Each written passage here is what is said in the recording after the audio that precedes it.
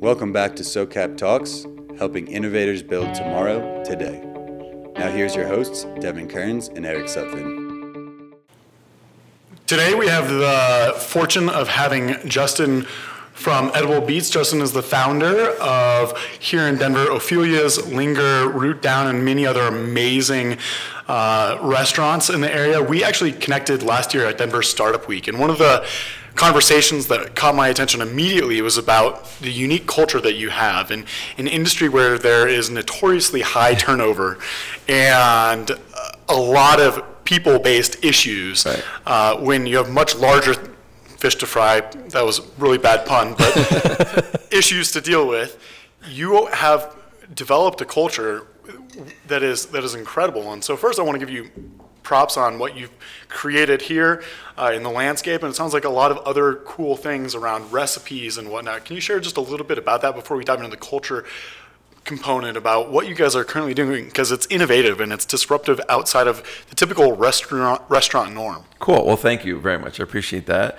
And yeah, I think for us, the brick and mortar part is really sort of passe. It's there's probably 1,000 restaurants a year opening up, but we are still hungry. We're still growing. We still have a creative team. And so we've started to look at other areas, not trying to be disruptive, but definitely it might be that way. But one of them is having a self-published cookbook and zine or magazine, something we put out twice a year that really just sort of exposes recipes from the restaurants, design things, because we use a lot of stuff from the trash and recycled and repurposed, as well as just sort of how we source food, things that people might be interested from the restaurant. So that thing is an organic piece that we haven't, we're halfway in it. So as we do an issue, I'm sure that the issue 1, issue 2 will evolve and become something contextual to what we do. The other thing we're really excited about is I really think that getting food that's delicious is really important, that it be affordable. And I know that might be funny because my restaurant sometimes can, not be as affordable, but because, sort of Vital Root took us to where everything is about, I think, $12 or less. And so we want to try and get some of that food out into the supermarkets. And we're really excited to try and see if we can do something that's on the same level, with the same sourcing, with the same quality of food, the same recipes, and get it in a supermarket where you can just grab it and go. So out of curiosity, how did you get here? What was the passion behind the food industry, and what was the story behind all these incredible innovations in the restaurant industry and food? I was sort of inbred in the restaurant business. I have to pause so I can have a little punchline there. But I was inbred in the restaurant business because my grandparents owned a restaurant in New York called the Waverly Inn, and they owned it for, I don't know, about 50 years, and I grew up there. And so I had just, from the time I was, I think, 8, I was trying to insert myself into that restaurant, and all they were trying to do is keep me at bay. Like, do not come into this restaurant. Do something meaningful, be a lawyer, be a doctor, do something, go to college. And so as I was going through school, I did both. I went to school and I wanted to major, this was 1986, I wanted to major in computer science. But after about one semester, I realized that writing code for computers would be a worthless endeavor because there was no computers back then. Yeah, no one's making money doing that. Nobody. So I realized early on, get out of this computer science code writing 1986 vibe and push myself back into the restaurant. And at that time, they were retiring, and I sort of really pushed hard to, at that point I had, dishwasher, I had served, bartended, managed, and I was like ready to take it over, and they were ready to retire.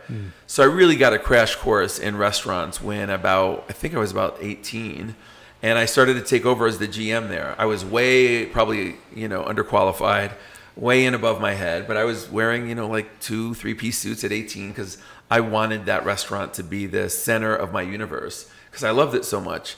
But everybody else in my family wanted that restaurant to blow up and, burn to ashes. So it was this interesting sort of dichotomy of, sort of a love-hate that most of the family had. I just loved it. So that just became like, I always tell people, like, my passion overcame my intellect, and I just followed my passion and really, took it over and ran it for a bunch of years until, fast forward, I left New York because they sold it finally to the editor of Vanity Fair, which became super chic and doubly famous than it already was. I moved to Key West and opened a couple restaurants and sold those and just made a beeline for Denver with no idea of what I was going to do or where I was going to go. Why Denver? Denver, that's funny. Like my wife at the time and myself, we had picked a bunch of places that we knew of. And we're like, well, we can go here. We can go to California. Neither one of us had been to Denver, but we had always liked people we met from Denver. And we just kind of joked about it. Like, let's just move to Boulder, because we heard Boulder was great. So we packed everything up, went to Boulder. Immediately that night ended up turning around and moving to Westminster because we couldn't afford to live in Boulder. But we ended up loving Denver from that point forward, and just really, I think, found it to be refreshingly, for that time of life, it just felt like the right place to be for us at the time. And then I moved down to Highlands. And that's when my love affair with Highlands happened. I really felt like that was the Brooklyn to New York, that's the Brooklyn to Denver. And I just thought like, wow, this is where people who maybe are a little older, who want to have a parking spot, who want to have a yard, who maybe have kids and worried about school want to live. And I just felt like it was sort of the 30 and up crowd, or maybe even the 35 and up crowd. And I just thought that's where my restaurant should be, because I wanted to be pretty inclusive. I know the restaurants have a thing about being hip, but that's not ascribed by us. We just try and put restaurants that hopefully feel good and taste good and look good. And we really wanted it to be inclusive. We want families. We want, people from the burbs. We want the people from the city. But I really didn't want to be in the city. I really, after living in New York most of my life, that was a place I didn't want to be. So you've been very conscious about that. When we look overall at your restaurants, the attention to detail is immaculate. I mean, you are very conscious about the locations you choose, why they're, the interiors you develop.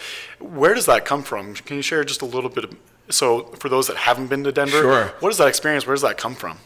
I think it comes from context. I feel like context is the thing that echoes in my mind that really drives every decision I try and make. So, what I would do in, let's say New York isn't what I'm trying to do here. So the first thing when I was in Denver, I just started driving around and I wanted to find the right place, right? Everything's about the right fit. And I found Root Down, originally old 1950s gas station. But the context of it, of that corner and that neighborhood at that time and place, it felt right. And anything to me that has a story, like a gas station that's been around for 60 years, already has, just sort of bones to it. So with Root Down, I really wanted to honor the history. I really, just growing up in New York, it was like a shame for anybody or maybe it's affordability. Nobody tore down buildings. You took old ones and you repurposed it 100 times, but I don't think, at least in my neighborhood, nobody really tore down buildings. So I really fell in love with a building can have this life for, hundreds of years, as long as it's in, the right hands or it's treated right and doesn't collapse. So we added on to that and really wanted that to feel like the addition was in context with the building, and then I wanted the whole thing to feel like it was in context to that neighborhood, so that it fit. It wasn't the thing that was just dropped in. And so then it becomes this journey and this attention to how do we make everything sometimes be in context, but also sometimes be misaligned. And that is, I think, sometimes the success of the restaurants comes from I call it intentional misalignment, trying to really have the process be organic, not try and get too many steps ahead. And more context comes in because as I was building that restaurant, materials would drop on my lap. Ideas would be thrown at me at the 11th hour after a wall was built. And so everything becomes like this, sort of organic process of how do you take all these great ideas and how do you listen to what people are saying and when not to listen and incorporate that into the restaurant. The simple thing for me is at the end of the day, it could look beautiful. It could have all the best architectural features, but if it doesn't feel good, it doesn't matter. And that's where I feel like we really try and intentionally misalign things, because sometimes that push and pull and that tension, if you do it right, I think, can really make a place feel good, even though tension and feeling good doesn't always sound right. Hence the Airstream trailer on top of Linger. Just like that. That was we put an Airstream on Linger. roof, and it was an RV I bought for me and my family. And luckily, as a restaurant and a successful one, the bad side is you never have time to do anything. So I had bought this RV, and it was sitting actually in Utah, where I had driven it out and gotten 4 flat tires and left it for years. And so I was like, I got to do something with this. And then it was right about the time we were building the Linger rooftop, and I just thought, like, I have this RV. Why don't we just like crane it up and put a bar in it and make it with a food truck and make that its own sort of destination? All of which was ideas that were impossible to execute. But at least once the idea is there and it germinates, it's hard to like say no to a really good idea. So we drove it out, gutted it. We had a great contractor who really helped me like retrofit everything in it. And now we have a 1975 RV sitting on the roof of a mortuary, serving, street food and street cocktails on this beautiful rooftop deck.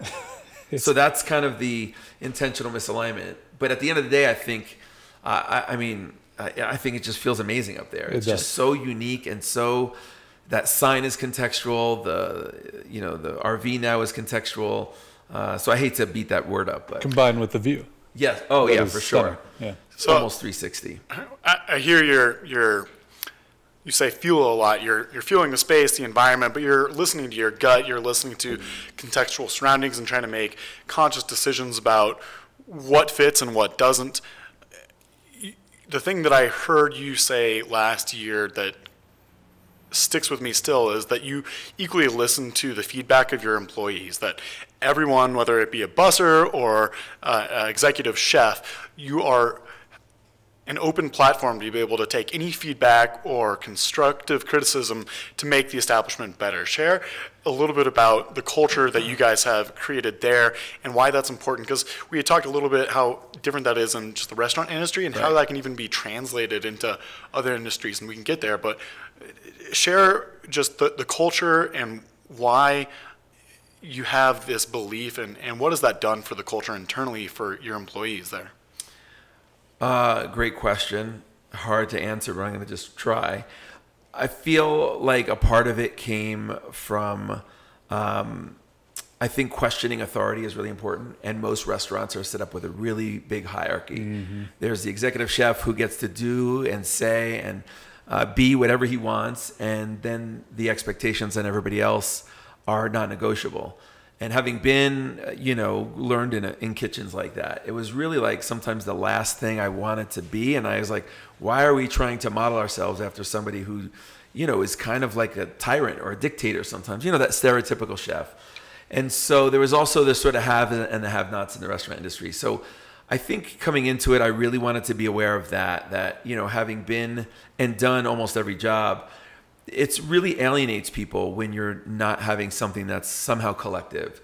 And so right away, I wanted to have a sense of community and a collective and a collaboration. And it's all the C words that nobody says in the restaurant world. The other C word you can always say in the restaurant world, but communication, collaboration, collective, you can't say those C words.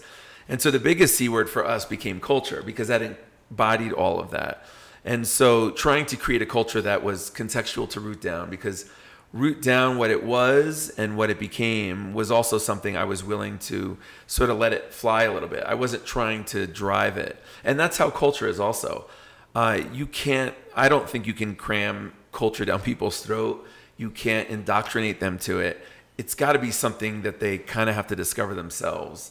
And so we've always tried to set up that culture at Root Down to work that way, to be something that you want to hopefully discover, you want to be a part of.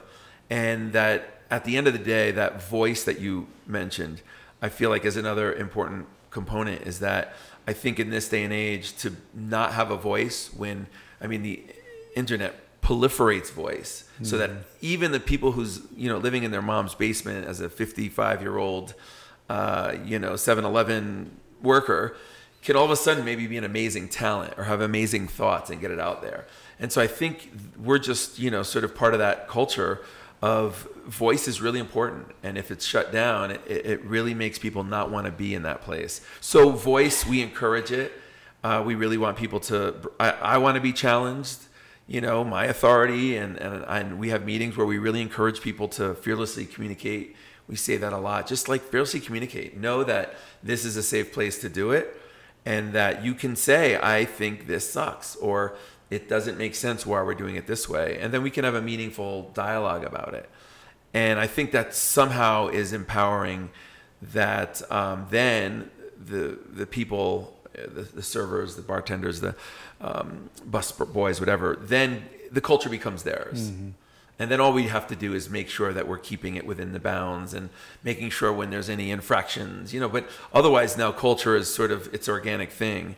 And I like to say, like, I tell my managers, like, build the culture, because that's the one thing that's going to work when you're sleeping. The old adage in the restaurant industry is, and my grandparents lived and kind of died by this adage, which is, if you were not in the restaurant, things were going to go wrong. And for the most part, they were true.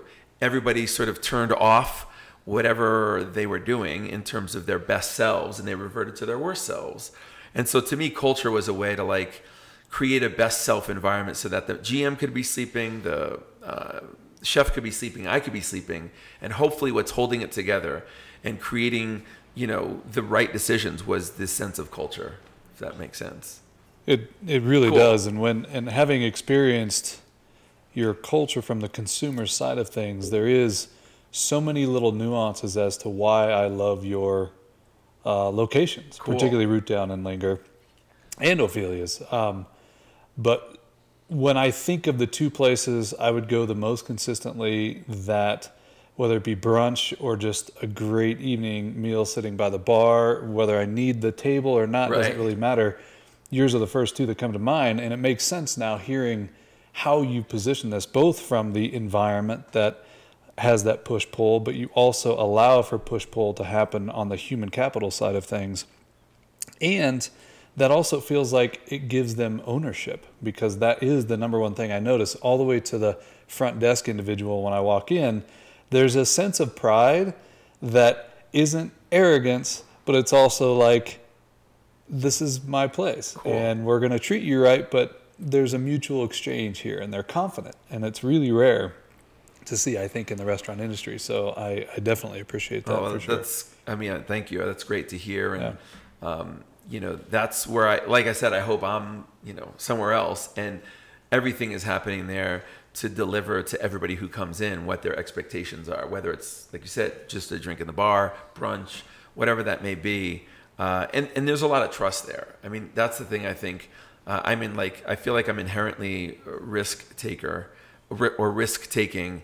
And so a lot of my managers come into it, and it's really hard for them to trust people, right? And because they're going to make mistakes. And that's exactly why I think it's important that people make mistakes, because if you can have that trust there, and you can give them, sort of that slack, and you can catch them if they fall, there's a sense of ownership when they do it again. And I think that they now want to do it better. They're now vested in the results, as opposed to somebody micromanaging them, directing them, giving them no room to have, again, their self be part of the equation. And so we're always trying to talk about, in our staff meetings with the restaurants, about best self, because that's the crazy thing, is like, we have people sometimes, as every business, that could be analyzed and say, you know what, that person is just not going to work out. They're this, they're late, they're something. And I would say, I've been in places, and I look at maybe who their leader is, and I say, let's look at who their leadership is. Where are they, are they bringing their best self or their worst self? Mm-hmm. I know I could be in a situation and bring my worst self, and I could be a really, substandard employee who's not very passionate, not very involved. But I know when I'm inspired, and when I believe in what I'm doing, and I have good leadership, I could rise and excel. Mm-hmm. And I think that's a question that's not often asked when you look at people's faults, is like, okay, are we fostering their worst self? Not that we have to say that's our responsibility, but are the things we're giving them right now just making them go to that easy place? Mm-hmm. Or can we find ways to make them sort of see if their best self exists in work? And then maybe somebody like that can become one of our best sort of ambassadors of the culture and of the, the hospitality that we're trying to create. I love it. Cool. I think environment dictates so much of that, whether it be leadership or the location or just the way that you have some of these values and standards within your organization. You've a lot of it that you've designed and created intentionally. Oftentimes, I'm sure through mishaps and blunders, but that's what has created it the way it is. That creates that push-pull contrast that you're talking about. Right. The restaurant industry is a unique example. I think we had discussed briefly, but I'd be curious to revisit now as some time has passed. If you were to translate or suggest to corporate America, to the rest of the world that's not in this hustle bustle of the restaurant industry, some of these ideas that you have seen to be so successful in creating this empire you have created, what can they pull, what can they extrapolate that would be the most impactful to bring into their organization, whether it be a small thing or a large? What would you say, this is something I've seen, and because you're not in the restaurant industry, it might not be as impactful, but if you just do this, you'll see a night and day difference. I think one thing I feel like I notice about corporate culture is it's become a buzzword, right? And I think a lot of corporations are trying to build it. And so I think a couple things. It's probably like a three-parter, but I'll try to make it succinct. One is I think there has to be a sense of organicness and some gray areas, because I don't believe any culture is going to thrive with black and white imposed on them.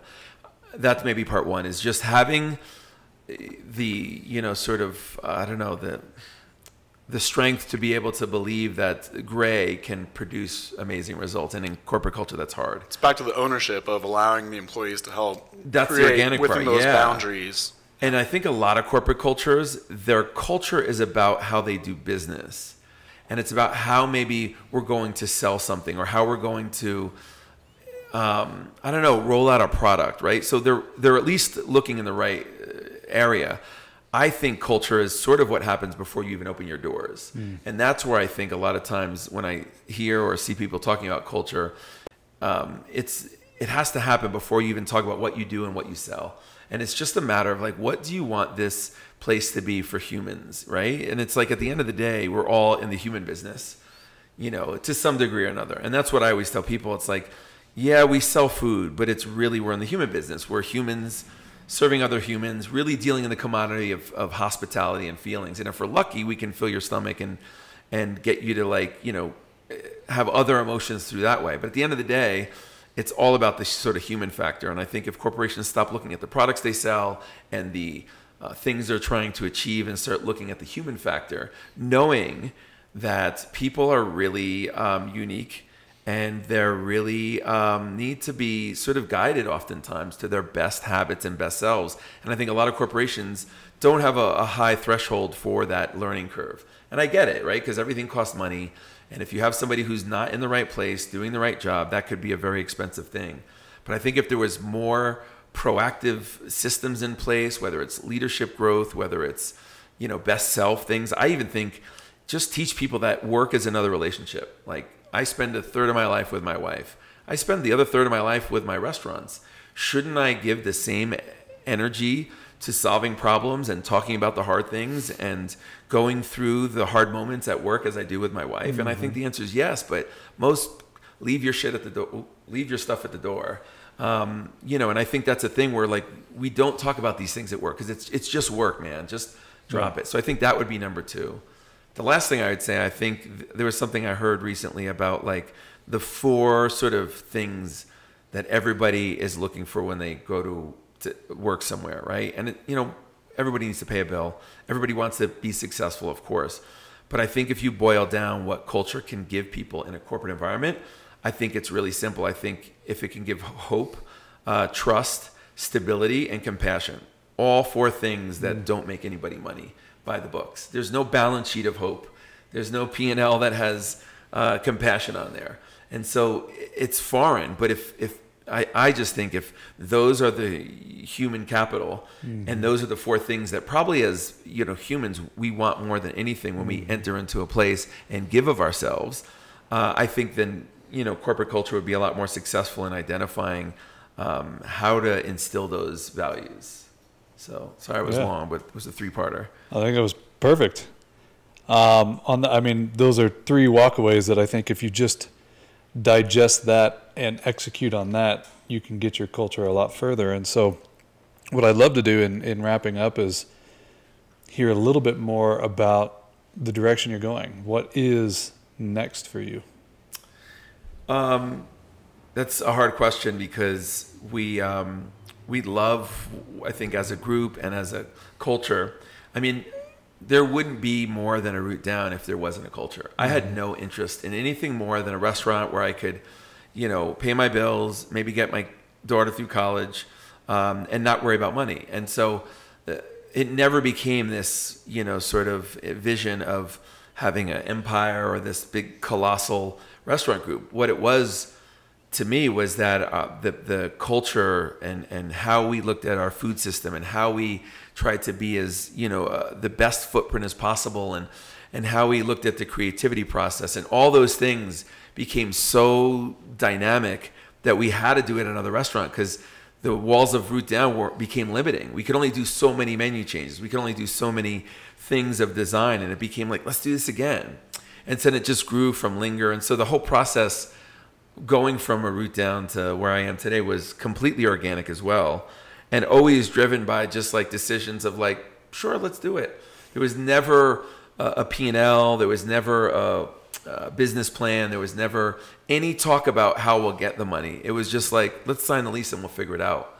So with that very irresponsible point of view towards business, it's worked for me, which is great. But now I try and view things a little bit more strategic. I have a little bit more on the line.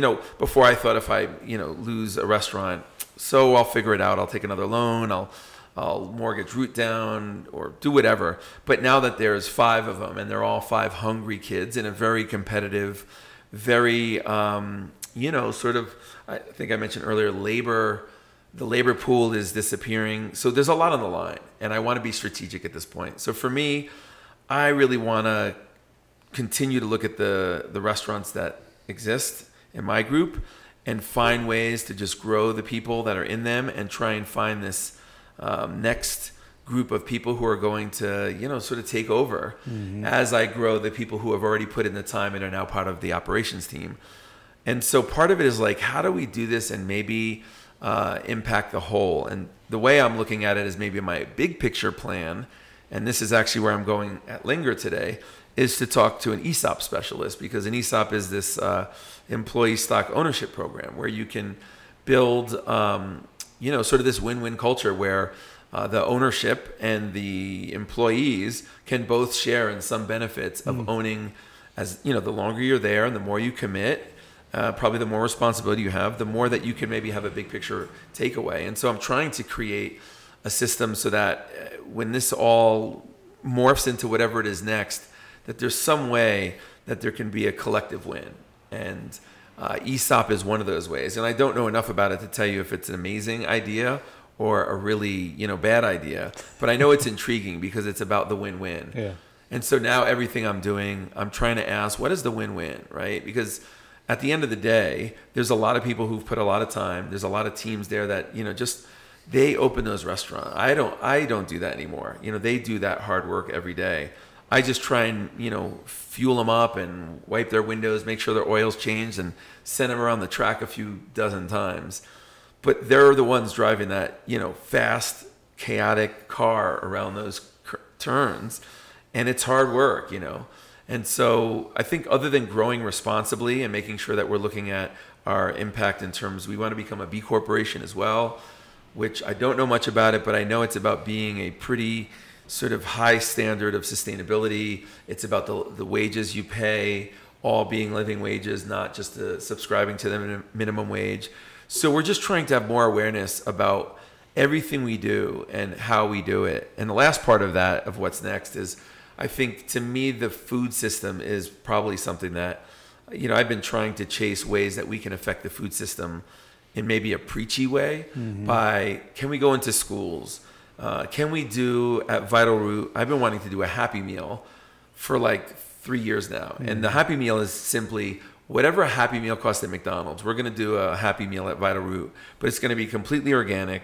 It's going to satiate kids. We'll make sure that it's not like, you know, a veggie burger and, parsnip fries. No kid's going to eat that.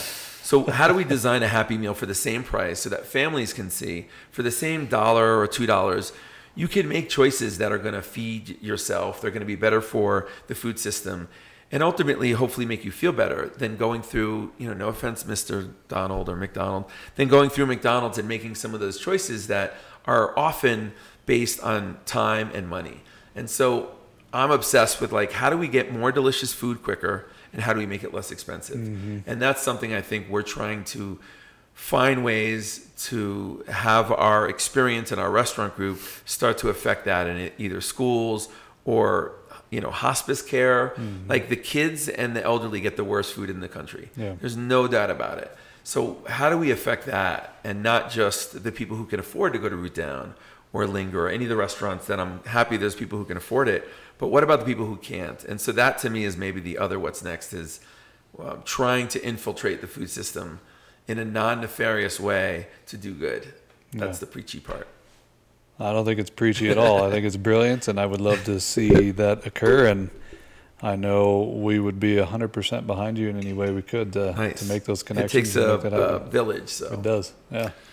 Well, I love the vision, and I know our listeners love it too. If they want to get more involved, whether it be in person when they're here in Denver or online, if they don't have the ability to travel here, how can they get in touch? How can they see a little bit more what you guys are doing at Edible Beats? Yeah, I think ediblebeats.com is our sort of mothership umbrella. So in other words, that's our restaurant group's name, and then all the restaurants, and which spell lover, which is nice because it's Linger, Ophelia's, Vital Root, L5, and Root Down.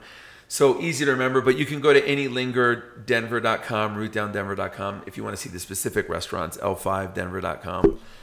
And, you know, we're doing a lot of things, and I'm always opening it up to, you know, anybody who approaches me or contacts me. Like, I'm all about that collaboration. Not that I want to encourage, because of time, I have limited resources to do all these cool things, but with a magazine, with people who are interested in, like, those kind of food system changes, yeah, I mean, contact me, and if you have something that we can sort of bring to the table and make some of these things happen, I'm all for that collaborative process and figuring out how it happens. Or if people just want to like have a dialogue about it, because I think me and my team are usually pretty passionate about just talking about it so that people understand some of the pitfalls that are probably below the surface and kept that way so that people don't ask as many questions. So I really encourage like ask a million questions of anybody. So yeah. Wonderful. Well, thank you for your time. Thank you guys. I appreciate it. Thank you. And thank you for your service. This is wonderful to Cool. have you here. Thank you.